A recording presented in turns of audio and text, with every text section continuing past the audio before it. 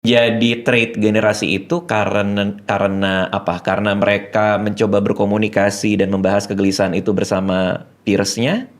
Nah, Atau yang menarik adalah kalau kita baca teori generasi, itu kan base-nya ke psikologi lagi-lagi kan. Teorinya Carl Gustav Jung tentang archetype. Jadi archetype ini yang menarik, Carl Gustav Jung itu terinspirasi peristiwa The Seven Sleeper ya kalau di Bible. Kalau di Islam itu Ashabul Kahfi.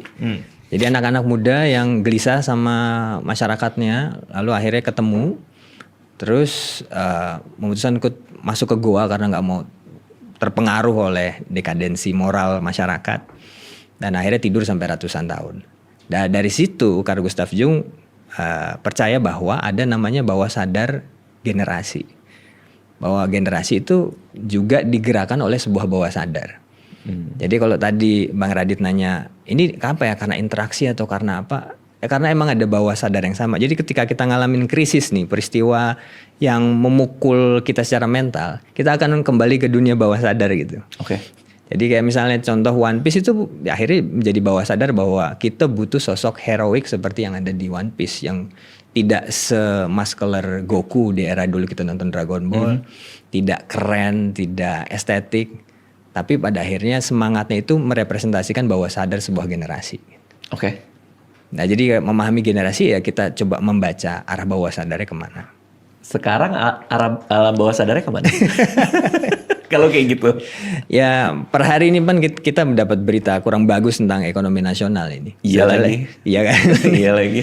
Jadi ini sedang kita dalam fase mungkin the new critical moment gitu. Oh. Bisa jadi nanti ada bawah sadar lama. Moga-moga sebagaimana aku tulis di Kembali ke Akar, arah bawah sadarnya yang positif ya. Artinya kembali ke komunitas, berpikir lebih mendalam, lebih kritis, akhirnya lebih independen gitu kan. Arahnya seperti itu. Karena dulu founding fathers juga sama. Kan mereka mengalami tekanan sosial politik. Terus waktu 1917 mereka mengalami Spanish flu. Mengalami pandemi juga. Mirip pandemi juga tuh. Emang pandemi sih. Emang pandemi. Mau minum dulu, Dok? Iya kayaknya.